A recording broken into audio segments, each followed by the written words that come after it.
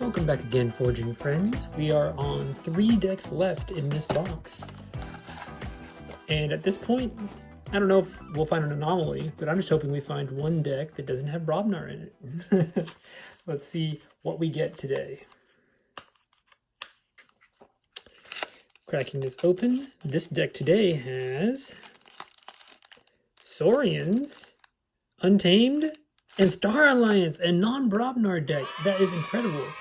You get Van Dyke, the subsequently objective, with a very kind of webbed, winged looking Archon at the top there. Very cool. Our first non-Brobnar deck in a while. Let's crack this open and see what we got. All right, dropping down the Archon card. We're starting with Untamed. And we have Curiosity. It is an action card with an Amber Pip. Play, destroy each scientist creature. And we don't have Logos in here, so, you know, this is an Amber or Amber and a board wipe for opponent's Logos creatures, potentially. So, cool. We've got the Feathered Shaman, a 2-power creature with Elusive and Fight Reap, ward each of the Feathered Shaman's neighbors. Instrument of Silence is an upgrade with this creature gains Skirmish and Fight, gain 1 Amber. Like to see some good fight effects to throw that onto. We've got Flaxia, a 4-power creature with Play, gain 2 Amber if you control more creatures than your opponent. Well, as usual, we're looking for lots of creatures in this deck. And we have 2 of that, so even more so. Unsuspecting Prey is an action card with Play, deal 2 damage to up to 3 undamaged creatures. Good damage spreading. The Fittest, an action card with an Amber Pip. Play, give each friendly creature a +1 power counter.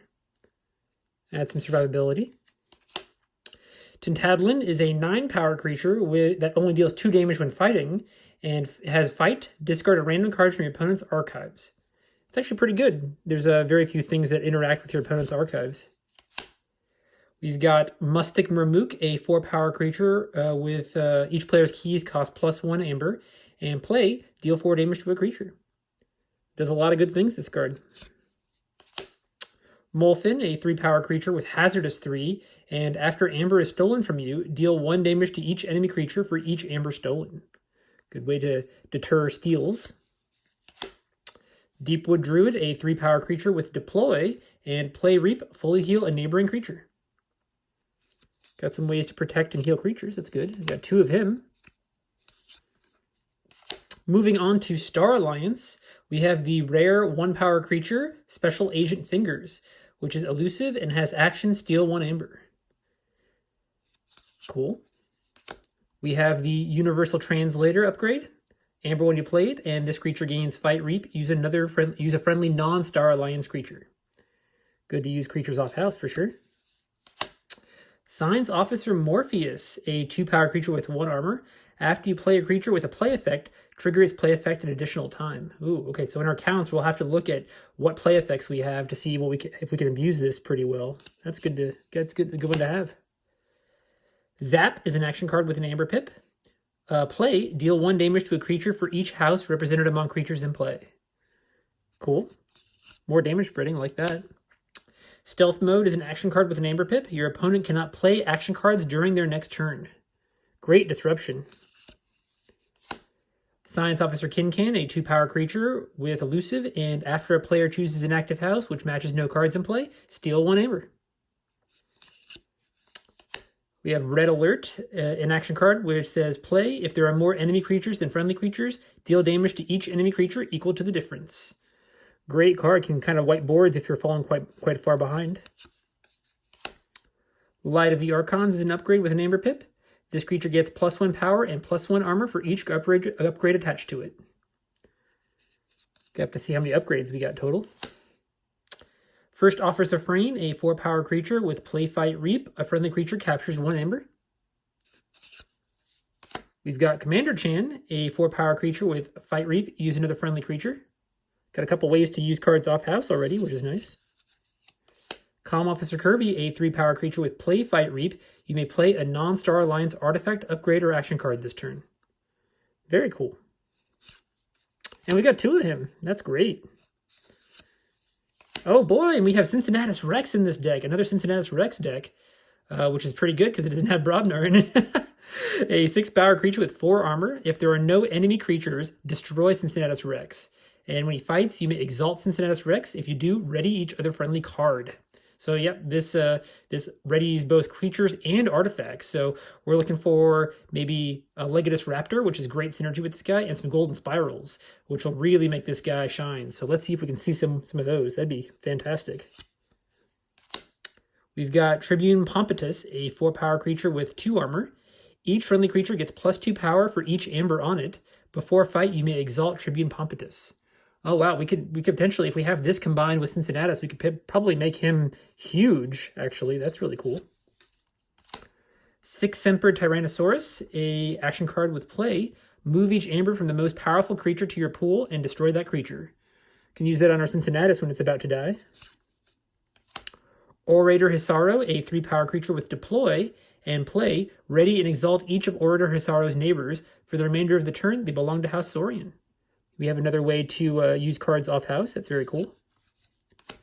Exile is an action card with an Amber Pip. Give control of a friendly creature to your opponent. So maybe if we have that Cincinnatus about to die and has got a bunch of exalted amber on it, we can send it off to our opponent and get the amber off of it and for us. We've got Ancient Power, an action card with an Amber Pip. Ward each friendly creature with amber on it. Great card to see. Tri-Syrian Legionary, a 5-power 1-armor creature with taunt, and play ward a friendly creature. Great to have a few guys that can offer that protection. Praefectus Ludo, great Saurian card, 5-power creature with each other friendly creature gains destroyed. Move each amber on this creature to the common supply. Fantastic. Phalanx Strike, an action card with an Amber Pip. Play, choose a creature, deal 1 damage to it for each friendly creature. You may exalt a friendly creature to repeat the preceding effect. So we seem to have a lot of creatures, so this will probably get a good use. Imperial Scutum is an upgrade with an Amber Pip. This creature gets +2 armor and gains destroyed. Move each amber on this creature to the common supply. Great ways to mitigate all the exalting we have. And we have 2 of those. That's great. Wow. Last card is Brutodon Auxiliary, a 6-power creature with taunt and hazardous 2. Already, I can see that this is a pretty decent deck. I'm excited to see what the counts look like. Let me separate out the cards, and I will be right back with that. All right, welcome back. I have separated out the cards. Let's see how many creatures we have in this deck. We have 1, 2, 3, 4, 5, 6, 7, 8, 9, 10, 11, 12, 13, 14, 15, 16, 17, 18, 19, 20, 21 creatures. Decent amount of creatures. Love that. Let's see how much amber we have on the cards. 1, 2, 3, 4, 5, 6, 7, 8, 9, 10, 11 on the cards. 11 on the cards with the potential of getting some from this. I wasn't sure where to put this, but maybe we can put this here in this because we could possibly get at least 1 from this, from either our own creature, since we have that Cincinnatus Rex, or our opponent's creature. So I'll say we have a total of 12 amber, actually, there. And then looking at so a decent amount of creatures and some supporting amber on the cards too. Not a whole bunch, but a decent amount. Then we're going to look at the artifact control. There's no artifact control in this deck at all. I didn't see a single card that offered us that. So that would be one weakness of this deck. It's not good against artifacts. Looking at the creature control, anything that just damages a creature. Let's see what we got for that. Damages or destroys a creature. So this will deal 4 damage to a creature, so that's 1.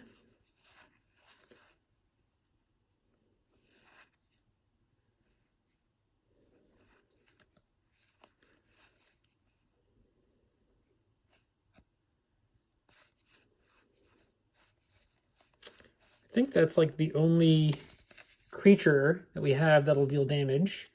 Let's see what we have here. 1 so far. That's only Scientist, so we'll count that as half. We'll say 1.5.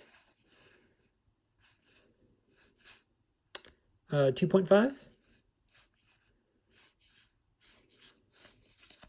3.5. And 4.5 and 5.5. 5.5 for damage, and considering how many creatures we have total and how many good fighters we have, I think that's pretty good, 5.5.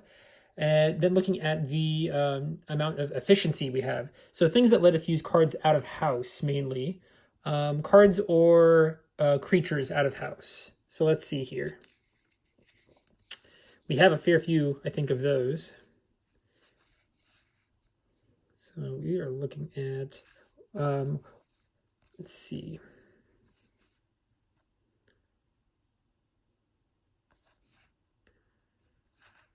Out of house. So we have Common Officer Kirby's. So each of these will let us use something off house. So that's 1, 2.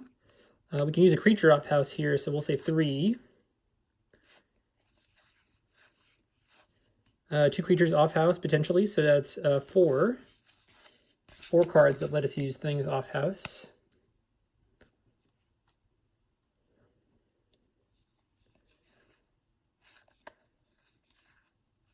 This will let a creature be off star line, so that's 5 cards.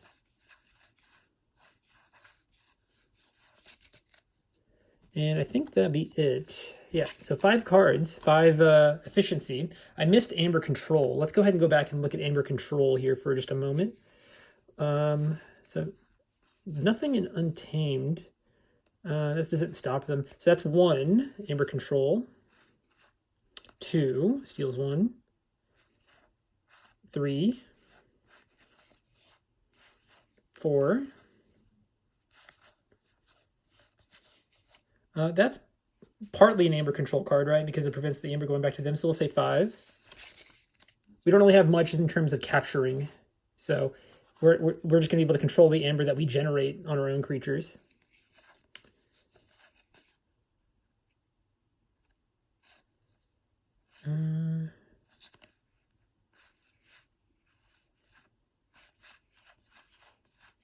Five, 6.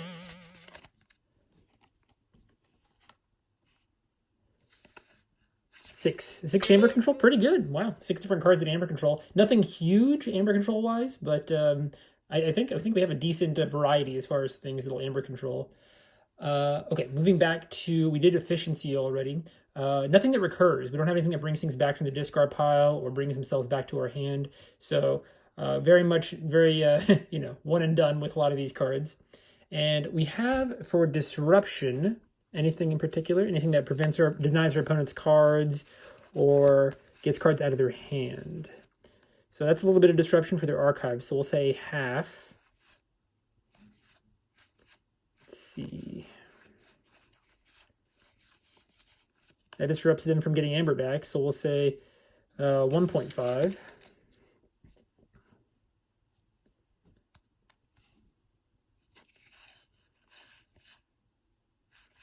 2.5.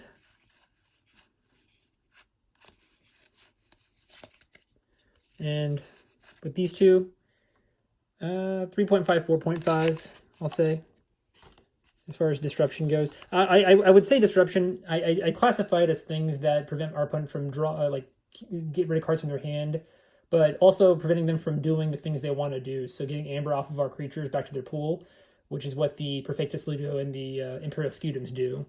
And none of these are disruption. So I believe we said 5, which is pretty good. Yeah, cool.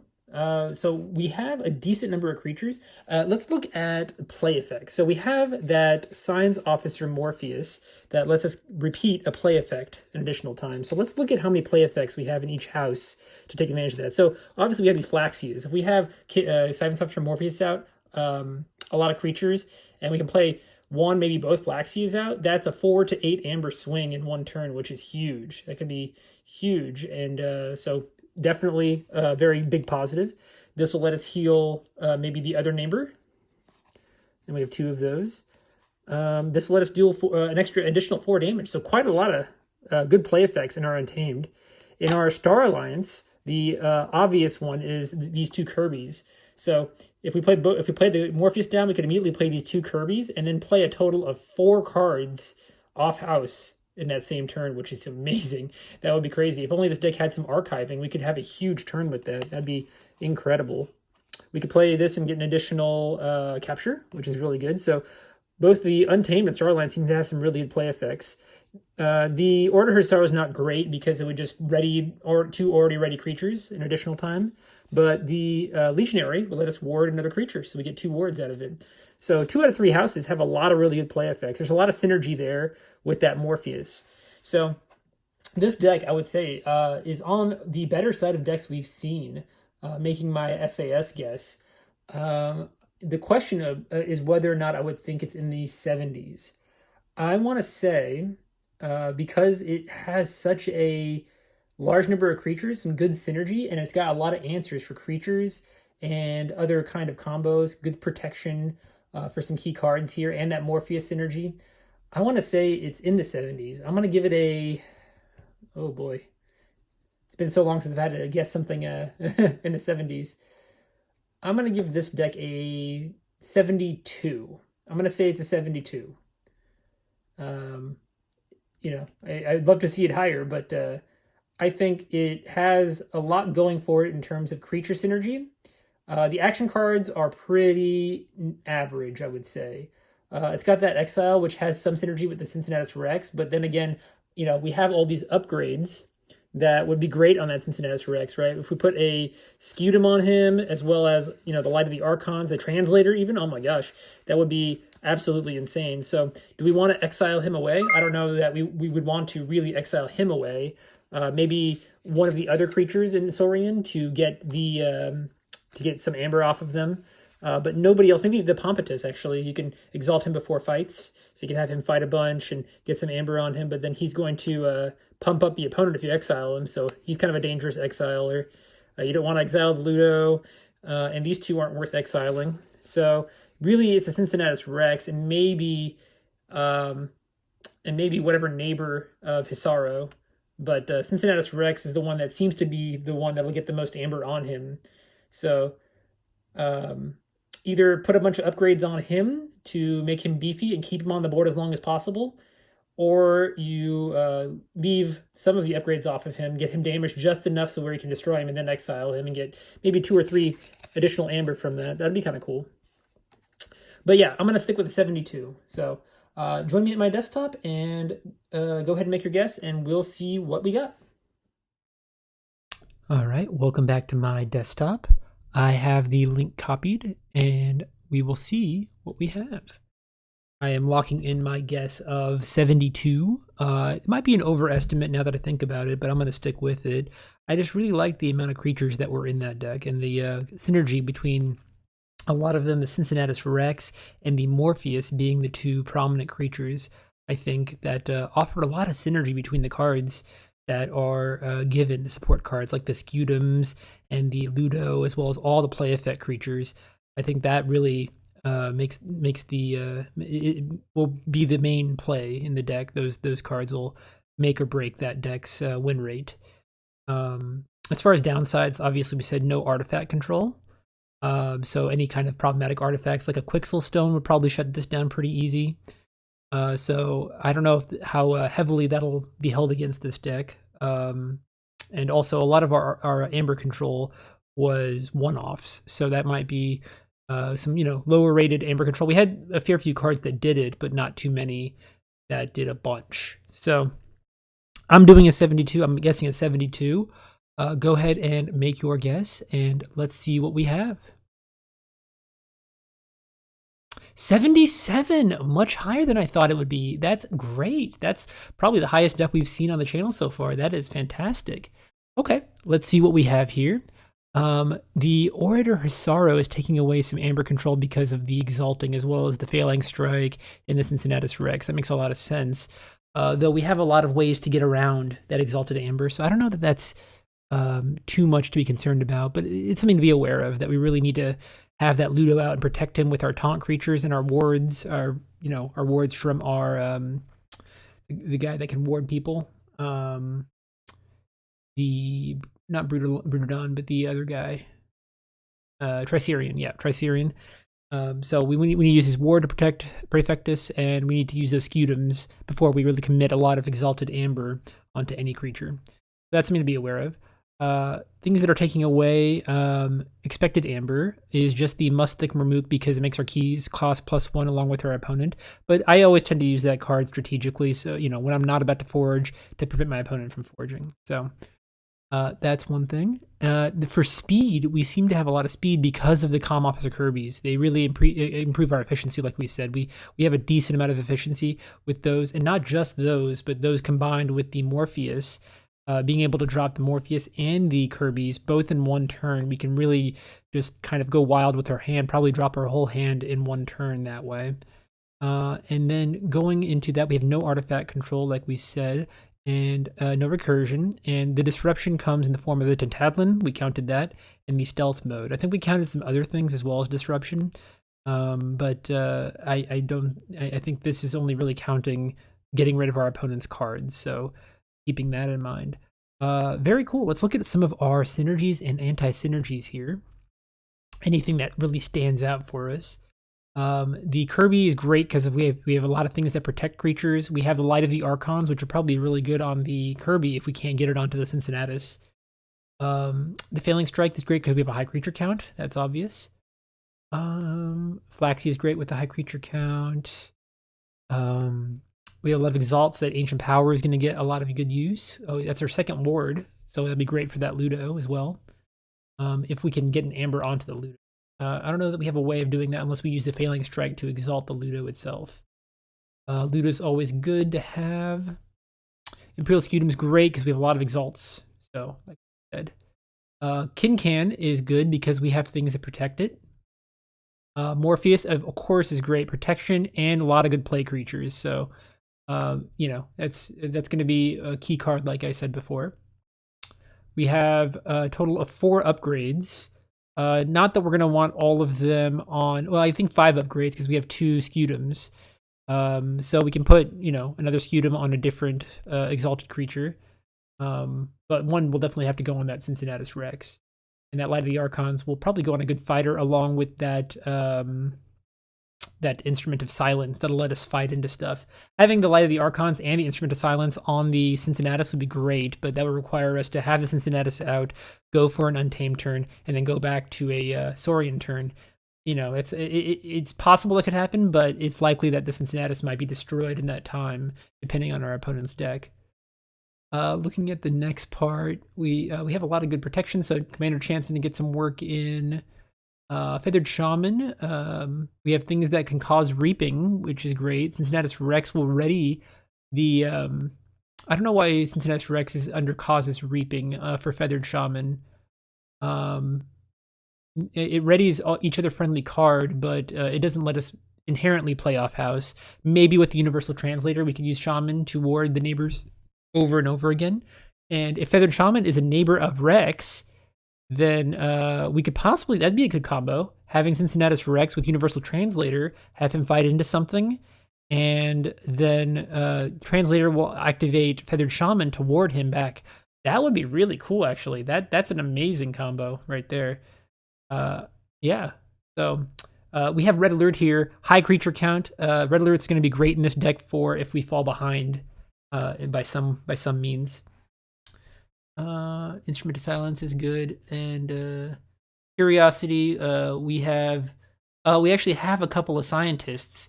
Science Officer Kincan and Morpheus are both scientists, so we want to be careful using that Curiosity. That's actually an anti-synergy. Great against an opposing Logos, but we obviously want to keep our Morpheus alive as long as possible. And our Kincan is also kind of important for stealing because we have relatively few things that can take Amber off of our opponent. So we want to really hit the board hard, and yeah, that's really cool. That's a really high SAS deck, 5 higher than I would have guessed. So yeah, awesome. What did you guys guess? Did you get close? Go ahead and leave a comment down below with your guess, and if you like this, appreciate a like, and if you want to see more, I appreciate a subscribe. You all have a good day.